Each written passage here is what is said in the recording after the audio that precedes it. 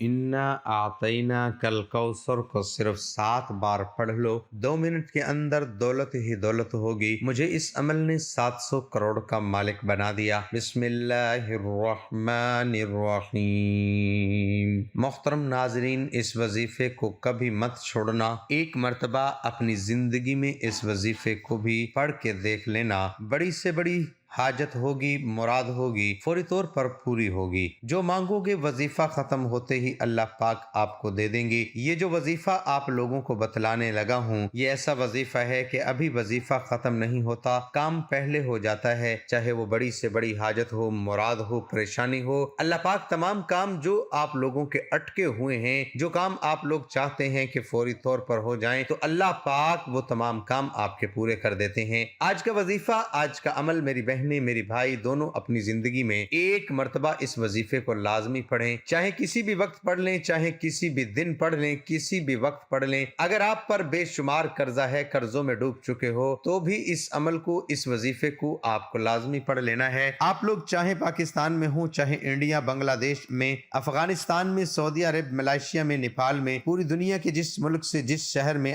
آپ لوگ اس وقت موجود ہو، آپ لوگوں کو کرنا کیا ہے کہ سکون سے بیٹھ کر 1 منٹ کا وقت نکال کے یہ چھوٹا سا وظیفہ پڑھ کے اللہ پاک سے اپنی حاجت کے لیے دعا مانگ لینی ہے، اپنی پریشانیوں کو ختم کرنے کے لیے اللہ پاک سے دعا مانگ لینی ہے۔ آپ لوگ یہ وظیفہ جب پڑھنے لگو تو اللہ پاک کی ذات پر پورا یقین، پورا بھروسہ کرتے ہوئے آپ کو یہ وظیفہ پڑھنا ہے۔ دل میں آپ لوگ بالکل وسوسہ ہرگز مت رکھیے گا۔ آپ لوگ ہمیشہ مجھے شکایت کرتے ہو کہ ہم جو بھی وظیفہ پڑھتے ہیں ہمیں فائدہ تو ہوتا ہے، لیکن ہم جس طرح کا فائدہ چاہتے ہیں ویسا ہمیں فائدہ نہیں ہوتا۔ تو اس میں بہت سارے مسائل ہیں جن کی وجہ سے وظائف آپ کے بعض دفعہ اثر نہیں کرتے یا دیر سے اثر کرتے ہیں۔ اس کی سب سے بڑی وجہ جو ہے کہ آپ لوگ ایک طرف تو بظاہر پڑھ رہے ہوتے ہیں، ساتھ میں گناہوں کے کام کر رہے ہوتے ہیں، تو ایسا ہرگز مت کیا کریں۔ آپ لوگ خود سوچیں، آپ لوگ ایک طرف غیبت کریں گے، چغلی کریں گے، جھوٹ بولیں گے اور بے شمار جانے انجانے میں گناہ کریں گے، اور ساتھ میں وظیفہ پڑھیں گے، تو آپ کا وظیفہ جو آپ لوگ پڑھ رہے ہیں وہ کیسے اثر کرے گا؟ تو ان باتوں کا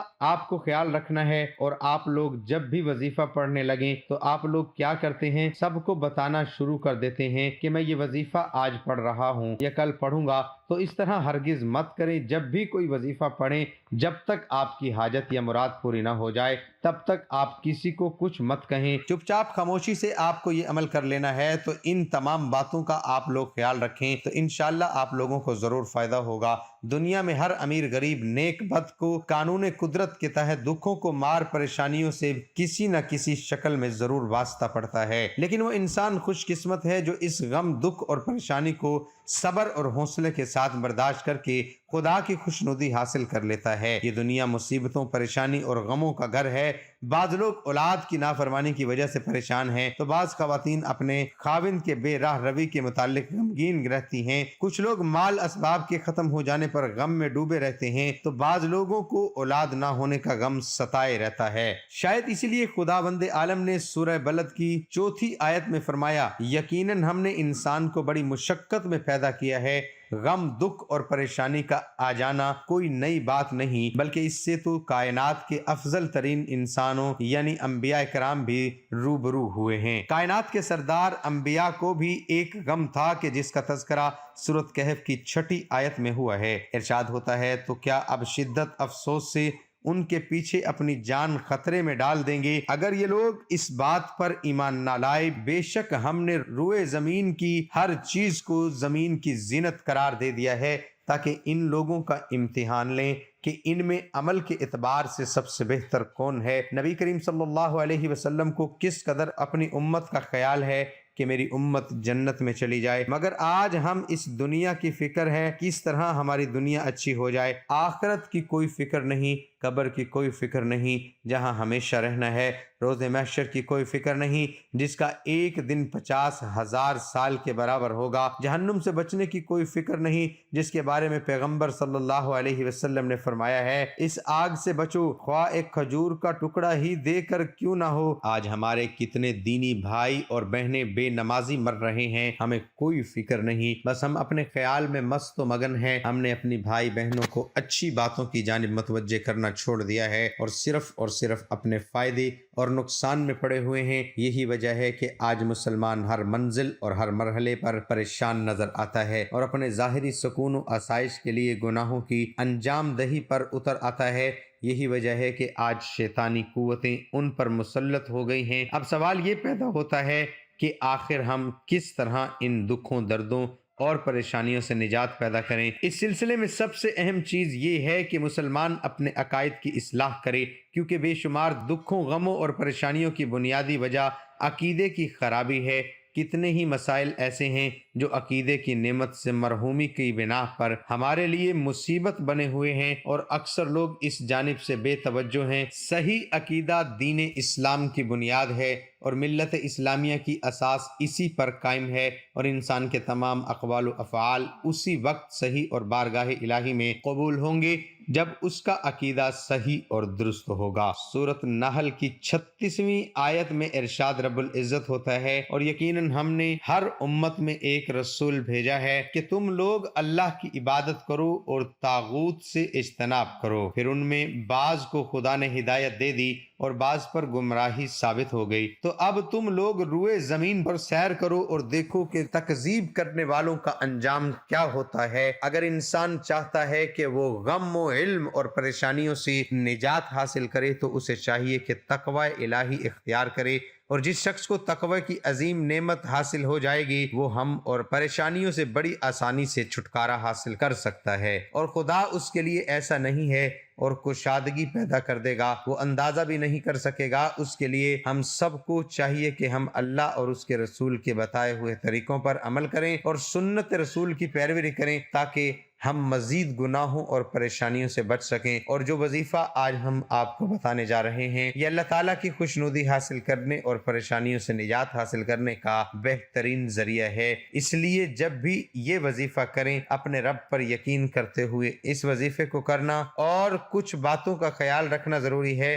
وہ یہ کہ جب بھی وظیفہ پڑھیں آپ کو کسی کو بتانے کی ضرورت نہیں ہے، چپ چاپ خاموشی سے وظیفہ پڑھنا شروع کر دیں۔ آج کا وظیفہ، آج کا عمل سمجھ لیں۔ اب وظیفے میں آپ لوگوں کو بتانے لگا ہوں، جیسا کہ میں نے آپ کو پہلے بتایا، آج کا جو وظیفہ ہے یہ بہت ہی طاقتور وظیفہ ہے۔ یہ سمجھ لیں کہ یہ وظیفہ دولت کا ایک بادشاہ وظیفہ ہے۔ اس وظیفے کو پڑھنے والے کی زندگی میں فوری طور پر پیسہ دولت آنا شروع ہو جاتی ہے، فوری طور پر اس کی زندگی میں اتنی تبدیلی آتی ہے کہ میں نے خود کئی مرتبہ کئی لوگوں کو یہ وظیفہ بتایا ہے۔ میں نے ان کے مشکل دنوں میں یہ وظیفہ بتایا، ابھی وظیفہ ختم نہیں ہوتا اور ان کی حاجت پوری ہو جاتی ہے، ان کی مراد پوری ہو جاتی ہے۔ اب وظیفے کو سمجھ لیں، جب بھی آپ کو وقت ملے آپ سکون سے بیٹھ جائیں، چاہے کوئی بھی دن ہو، کوئی بھی جگہ ہو، کوئی بھی وقت ہو، سکون سے بیٹھ کر آپ لوگوں کو سب سے پہلے پڑھنا کیا ہے؟ اعوذ باللہ من الشیطان الرجیم ایک مرتبہ، اور ایک ہی مرتبہ آپ کو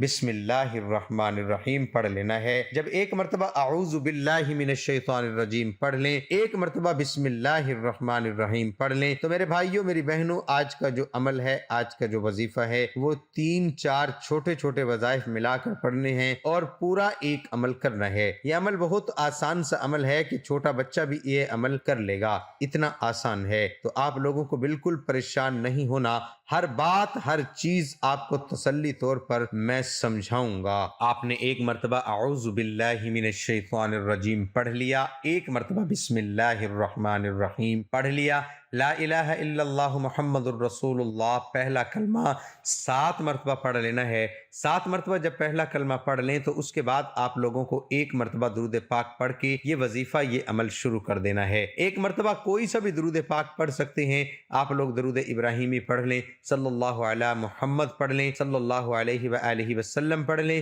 جو درود پاک آپ پڑھنا چاہیں کم سے کم آپ لوگوں کو ایک مرتبہ لازمی پڑھ لیجئے گا۔ ایک مرتبہ میرے ساتھ بھی درود پاک پڑھ لیں تاکہ ثواب ہو۔ اللہم صلی علی محمد وعلی آل محمد کما صلیت علی ابراہیم وعلی آل ابراہیم انک حمید مجید۔ اللہم بارک علی محمد وعلی آل محمد کما بارکت علی ابراہیم وعلی آل ابراہیم انک حمید مجید۔ جب آپ لوگوں نے ایک مرتبہ درود پاک پڑھ لیا تو اس کے بعد آپ لوگوں کو فوراً جو وظیفہ پڑھنا ہے وہ وظیفہ سورۃ کوثر کا ہے، انا اعطیناک الکوثر فصل لربک وانحر ان شانئک هو الابتر۔ آپ نے جب ایک مرتبہ درود پاک پڑھ لیا تو اس کے بعد آپ فوراً 7 مرتبہ سورۃ کوثر پڑھنی ہے۔ اب جب سورۃ کوثر پڑھ لیں تو اس کے فوراً بعد آج کا جو عمل ہے اس میں ایک اور وظیفہ آپ کو شامل کرنا ہے، جس طرح میں نے بتایا کہ 3-4 وظائف ملا کر پڑھنے ہیں۔ جب سورۃ کوثر 7 مرتبہ پڑھ لیں تو اس کے بعد آپ لوگوں کو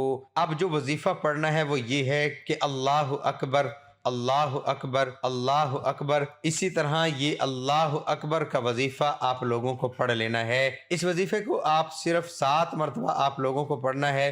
جب 7 مرتبہ مکمل ہو جائے تو اس کے بعد 1 مرتبہ بسم اللہ الرحمن الرحیم سب سے آخر میں جب آپ لوگ یہ وظیفہ پڑھو گے تو اس کے بعد آپ لوگوں کا جو پڑھنے کا عمل ہے وہ مکمل ہو جائے گا۔ اس کے بعد آپ نے درود پاک پڑھ لینا ہے، جو درود پاک آپ نے شروع میں پڑھا تھا، جو وظیفہ شروع کرتے وقت پڑھا تھا، وہی وظیفہ جب ختم ہو تو آپ کو یہ درود پاک آخر میں بھی پڑھ لینا ہے۔ اور پھر آپ کو کرنا کیا ہے کہ دونوں ہاتھ دعا کے لیے اٹھانے ہیں اور اللہ پاک سے اپنی تمام حاجتوں کے لیے، پریشانیوں کے لیے خوب دعا مانگنی ہے۔ جتنی آپ کی حاجت ہو، مراد ہو، اس کے لیے اللہ پاک سے خوب رو رو کر گڑ گڑا کر دعا مانگیے گا، اللہ پاک ضرور کرم فرمائیں گے اور انشاءاللہ وہ بہت جلد آپ کی تمام پریشانیوں کو ختم کر دیں گے انشاءاللہ۔ ناظرین، اللہ تعالیٰ کے 99 ناموں میں سے کوئی ایک نام کمنٹ باکس میں لکھ کر ضرور شیئر کریں۔ اللہ تعالیٰ ہم سب کا حامی و ناصر ہو۔